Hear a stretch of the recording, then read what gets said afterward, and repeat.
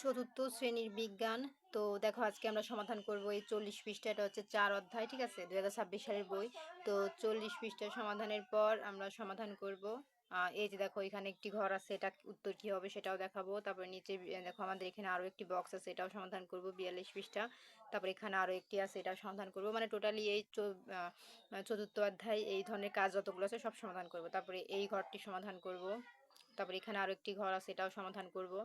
তারপর দেখো আমরা স্কয়ার নিচে চলে যাব, এখানে আরো একটি ঘর আছে, এটাও এই ঘরটিও সমাধান করব। এই 48 পৃষ্ঠার এটাও, তারপরে 49 পৃষ্ঠার এটাও সমাধান করব। তো আজকে আমরা এই সমস্ত কিছু একটি ভিডিওতে সমাধান করব। তো পরবর্তীতে আমাদের দেখো এখানে যে প্রশ্ন আছে, পৃষ্ঠা নাম্বার হচ্ছে 51। তো এই পৃষ্ঠার ভিডিও আমরা আরেকটি ভিডিওতে দেখাবো। তো আজকে আমরা শুধু এই 50 পৃষ্ঠা পর্যন্ত ভিডিও দেখাবো, ঠিক আছে, 49 পৃষ্ঠা পর্যন্ত ভিডিও দেখাবো। তো চলো আমরা চতুর্থ অধ্যায়ের ভিডিওটা শুরু করি।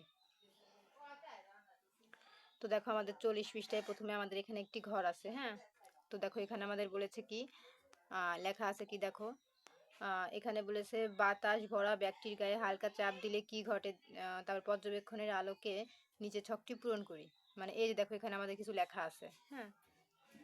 এই যে আমাদের 1 2 3 4 5 পর্যন্ত এই সব কিছু লেখা আছে। তো এখানে আমাদের একটি কাজে বলেছে কি দেখো, এই যে দেখো এখানে আমাদের বলেছে যে পলিথিনের ব্যাগটি কিভাবে ফোলানো হয়, হ্যাঁ, এর মধ্যে লিখতে হবে। তারপরে তাহলে কি বাতাসের আয়তন আছে, বাতাসের আয়তন আছে, এর উত্তরটা কি হবে এর মধ্যে লিখতে হবে।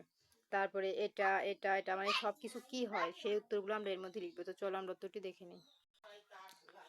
এই যে দেখো আমাদের উত্তর, পলিথিনের ব্যাগটি কিভাবে ফোলানো হয়। উত্তর হবে পলিথিনের ব্যাগের মুখে 2 হাত দিয়ে প্রসারিত করে নাড়াচাড়া করার মাধ্যমে ভেতরের বাতাস প্রবেশ করিয়ে ফোলানো হয়। তারপরে দেখো আমাদের 2 নম্বরে আছে তাহলে কি বাতাসের আয়তন আছে। উত্তর হবে হ্যাঁ, বাতাসের নির্দিষ্ট আয়তন আছে, এটি পলিথিন ব্যাগের ভেতরে জায়গা দখল করেছে। বাতাস ভর্তি ব্যাগটির আটকানোর পর রুলারের কোন দিকটি ঝুলে পড়েছে। উত্তর বাতাস ভর্তি ব্যাগটি যেদিকে আছে রুলারটি সেই দিকেই ঝুঁকে পড়েছে। কেন ঝুঁকে পড়েছে? কারণ বাতাসের ওজন আছে, ব্যাগটি যখন বাতাস দিয়ে পূর্ণ করা হয় তখন তা খালি ব্যাগের চেয়ে ভারী হয়ে যায়। এখন আমরা পরবর্তীটা দেখব। চাপ প্রয়োগে কি বাধা অনুভব করছিলে। উত্তর হ্যাঁ, বাতাস ভর্তি ব্যাগের গায়ে চাপ দিলে বাতাস বাইরে বের হতে চায়, যা হাতে বাধার সৃষ্টি করে। বাতাসে কি কঠিন ও তরল পদার্থের 3টি বৈশিষ্ট্য প্রদর্শন করেছে।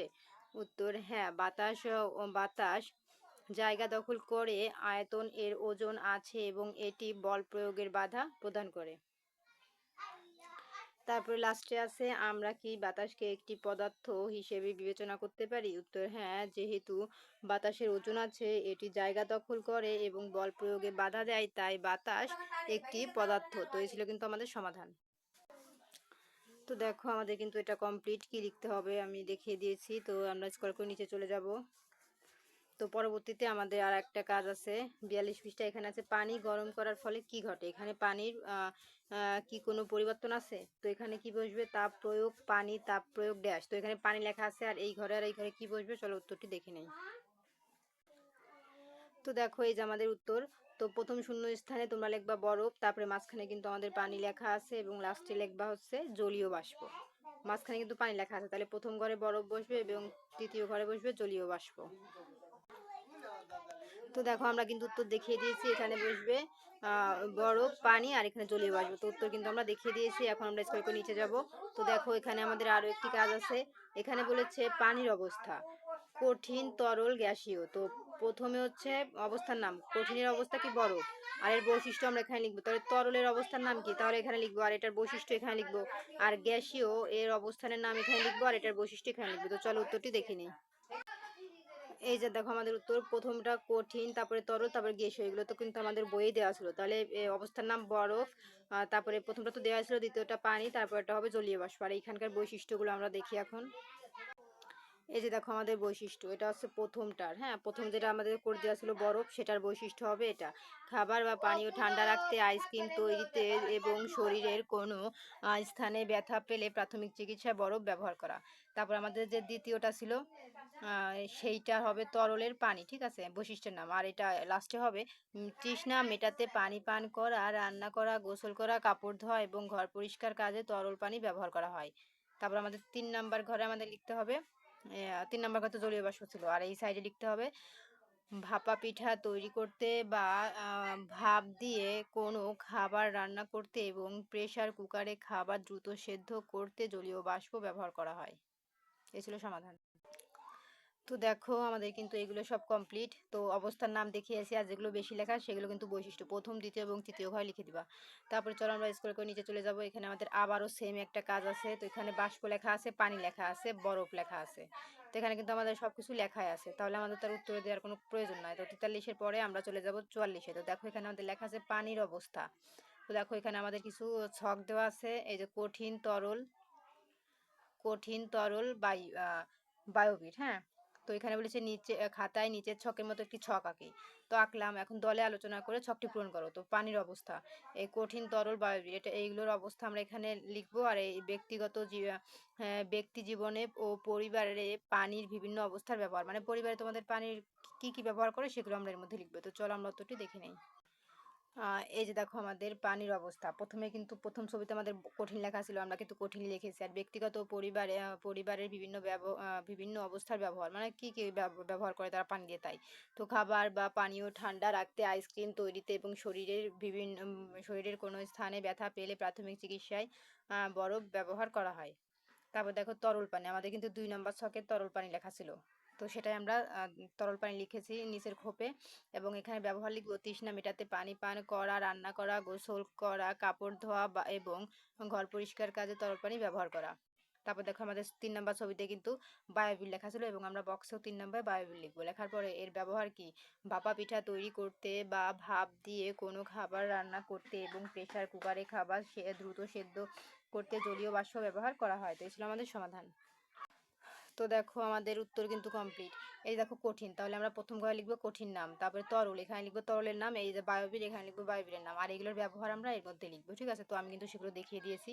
তো এখন আমাদের 44 পৃষ্ঠা কমপ্লিট। এখন আমরা চলে যাবো 45 পৃষ্ঠা। তো দেখো 45 পৃষ্ঠায় আমাদের আবারও এখানে 1 নম্বরে কি বলেছে, চারপাশে যেসব পরিবর্তন হতে দেখি তার মধ্যে কোনগুলো রাসায়নিক পরিবর্তন, তার পাশে বসে থাকা সহপাঠীদের সাথে আলোচনা করে শনাক্ত করি। 2-এ বলেছে নিচের ঘটনাগুলো কোনটি রাসায়নিক পরিবর্তন এবং কোনটি সহপাঠীদের সাথে আলোচনা করে তা ছকে লিখি।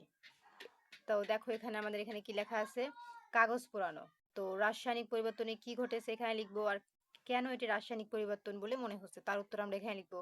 তারপরে কাগজ ছিঁড়ে টুকরো করা, তো এটার পরিবর্তন কি এবং কেন এটি রাসায়নিক পরিবর্তন বলে মনে হচ্ছে। তো প্রত্যেকটি কেন কি পরিবর্তন আর কেন এটা হচ্ছে সবকিছু কিন্তু আমরা এর মধ্যে লিখবো। তো চলো উত্তরটি দেখে নিই। এই যে দেখো আমাদের এখানে লেখা আছে কি, কাগজ পোড়ানো, এটা কি রাসায়নিক পরিবর্তন ঘটেছে? হ্যাঁ ঘটেছে।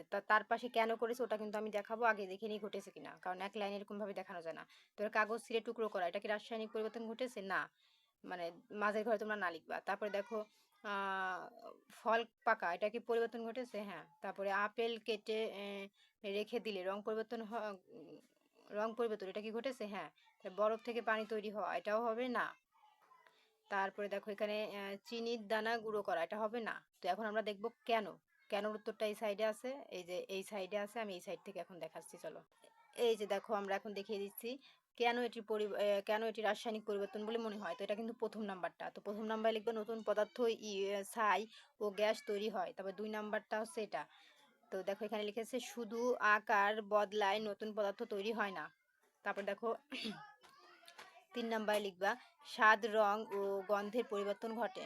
4 নাম্বারে লিখবা বাতাসের সাথে বিক্রিয়ার নতুন পদার্থ তৈরি হয়।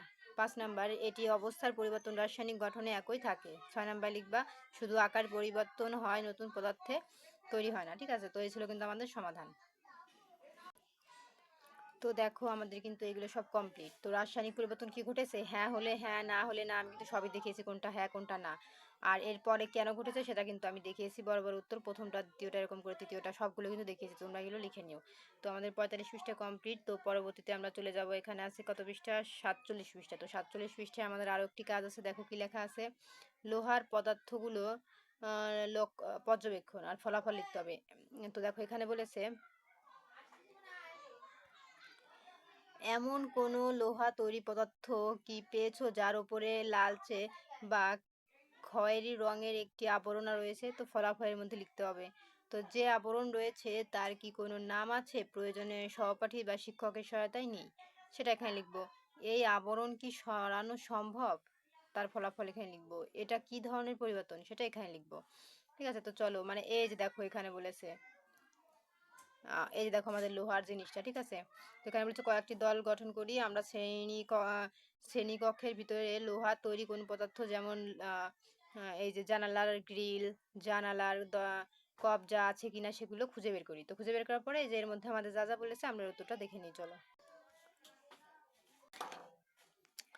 তো এই যে আমাদের উত্তর, লোহার পদার্থগুলোর পর্যবেক্ষণ, আর এখানে ফলাফল লিখেছি। এমন কোনো লোহার তৈরি পদার্থ কি পেয়েছো যার উপরে লালচে বা খয়েরি রঙের একটি আবরণ রয়েছে? ফলাফল হবে হ্যাঁ, পাওয়া গেছে, যেমন জানালার গ্রিল বা দরজার কবজা। ওই যে উপরের ছবিতে আমরা দেখলাম সেটা কিন্তু, হ্যাঁ। তারপরে দেখো এখানে বলেছে যে আবরণ রয়েছে তার কি কোনো নাম আছে? হ্যাঁ, এই আবরণের নাম হলো মরিচা। তারপরে এই আবরণ কি সরানো সম্ভব? হ্যাঁ, শিরীষ কাগজ দিয়ে ঘষে বা ঘর্ষণ করে এটি সরানো সম্ভব। তারপরে আছে এটি কি ধরনের পরিবর্তন? এখানে ফলাফল লিখবা এটি একটি রাসায়নিক পরিবর্তন। তো এটা ছিল কিন্তু আমাদের সমাধান। তো দেখো আমাদের কিন্তু এগুলো সব কমপ্লিট। কিসের মধ্যে কি লিখতে হবে আমরা দেখিয়ে দিয়েছি। তারপরে আমরা স্ক্রল করে নিচে চলে যাব। তো দেখো এখানে আমাদের আরও একটি কাজ আছে। এখানে বলেছে দিন, প্রথম দিনের পর, দ্বিতীয় দিনের পর, তৃতীয় দিনের পর ভেজা টিস্যু পেপার বা কাগজ দিয়ে মোড়ানোর পরের অবস্থা, মানে প্রথম দিনের পর কি অবস্থা হয়, দ্বিতীয় দিনের পর, তৃতীয় দিনের পর। এবং এখানে বলেছে তেল, মোবিল, গ্রিজ, পেট্রোলিয়াম, জেলির প্রলেপ দেওয়া পেরেকের অবস্থা। তো এখানে প্রথম, দ্বিতীয়, তৃতীয়টার, চলো আমরা উত্তরটি দেখে নিই। দেখো এখানে আমাদের কিছু এই যে পেরেক দেওয়াটা দেখা ছবিতে দেওয়া আছে, তারপরে টিস্যু সব কিছু দেওয়া আছে। যে দুটি পেরেক সংগ্রহ করি, একটি পেরেক ভেজা টিস্যু বা ভেজা কাপড়ের টুকরোর মধ্যে ভিজিয়ে একটি নিরাপদ স্থানে রেখে দিই। টিস্যু বা কাপড়টিকে নিয়মিত পানি দিয়ে ভেজা অবস্থায় রাখি। অন্য পেরেকটিকে তেল, মোবিল, গ্রিজ, পেট্রোলিয়াম, জেলি জাতীয় যে কোনো একটি পদার্থ দিয়ে ভালো করে প্রলেপ দিই। তো তারপরে এখানে আমাদের প্রথম, দ্বিতীয় এবং তৃতীয় দিনে কি হবে, চলো আমরা উত্তরটি দেখে নিই। এই যে দেখো উত্তর, এখানে প্রশ্ন তো দেওয়াই ছিল। তারপরে দেখো পেরেকের গায়ে হালকা, এই যে পেরেকের গায়ে হালকা কালচে ছোপ দেখা যেতে পারে। তো আমাদের এখানে কিন্তু 3টা ঘর ছিল। তো আমরা 3টা ঘরে আকারে লিখে যেত। প্রথম ঘরটা লিখবা, তারপরে লিখবা ওই লাইনেই লিখবা কোনো পরিবর্তন নেই, আগের মতোই উজ্জ্বল। তারপরে দ্বিতীয় ঘরে তোমরা লিখবা মানে নিচের ঘরে লিখবা পেরেকের গায়ে হালকা লালচে বা বাদামি আস্তরণ মরিচা দেখা যাবে। তারপরে লিখবা কোনো পরিবর্তন নেই। তারপরে তৃতীয় ঘরে যে লিখবা 3 নাম্বার ঘরে নিচের লাইনে পেরেকের অনেকটা অংশ স্পষ্ট লালচে মরিচাই ঢেকে যাবে, আগের মতোই থাকবে, কোনো মরিচা ধরবে না। তো এই লাইনে লিখবা হচ্ছে যে এই যে তেল, গ্রিজের প্রলেপ দেওয়া পেরেকের অবস্থা, এই লাইনে শুধু এগুলো লিখবা। আর প্রথম, আমাদের ঘর তো 2টা, একটা ঘরে একটা ঘর। তো এই লাইনে প্রথম, দ্বিতীয়, তৃতীয় নাম্বার পর্যন্ত দেওয়া আছে এবং এই লাইনেও প্রথম, দ্বিতীয়, তৃতীয় লাইন দেওয়া আছে। তো তোমরা কিন্তু উত্তরটা লিখে নাও। তো দেখো আমরা কিন্তু উত্তর দেখিয়েছি। তো প্রথম দিনে ভেজা টিস্যু পেপার বা কাগজ দিয়ে মোড়ানো পেরেকের অবস্থা কি আমি দেখিয়েছি, এবং এই লাইনে কি বলবো সেটাও দেখিয়েছি। দ্বিতীয় দিনেরটাও দেখিয়েছি, তৃতীয় দিনেরটাও, মানে টোটালি এখানেও 3টা লাইন, এখানেও 3টা লাইন। তো এই লাইনেরটা এই লাইনে, এই লাইনেরটা এই লাইনে এবং এই লাইনেরটা এই লাইনে সবই কিন্তু আমি দেখিয়েছি। তো দেখো আমাদের কিন্তু পরবর্তীতে এখানে কি লেখা আছে, অক্সিজেন, জলীয় বাষ্প, লোহা, মরিচা, এগুলো কিন্তু দেওয়াই আছে একটা সূত্র। তো আমাদের এটা কমপ্লিট। তো দেখো আমাদের এখানে আরো একটি কাজ আছে। এই যে দেখো এখানে 49 পৃষ্ঠায় বলেছে কি মরিচা রোধের উপায়। তো মরিচা রোধের উপায় কি, তো চলো আমরা উত্তরটি দেখি। এই যে আমাদের উত্তর, মরিচা রোধের উপায় রং করা, লোহার উপর রঙের প্রলেপ দেওয়া। তারপর এখানে আছে গ্যালভাইজিং, লোহার উপর দস্তার প্রলেপ দেওয়া। গ্রিজ বা তেল ব্যবহার, লোহার উপর তেল বা গ্রিজ লাগানো। শুষ্ক রাখা, জিনিসপত্র সবসময় শুকনো জায়গায় রাখা। তো এই ছিল কিন্তু আমাদের সমাধান। তো আমরা কিন্তু এটার উত্তরও দেখিয়ে দিয়েছি। তো এটা কমপ্লিটের পরে দেখো আমাদের আর নেই। তো পরবর্তীতে আছে আমাদের হচ্ছে এটা পৃষ্ঠা নাম্বার 51। তো 51 পৃষ্ঠার এই প্রশ্নের ভিডিও দেখার জন্য অবশ্যই সাবস্ক্রাইব মাই চ্যানেল।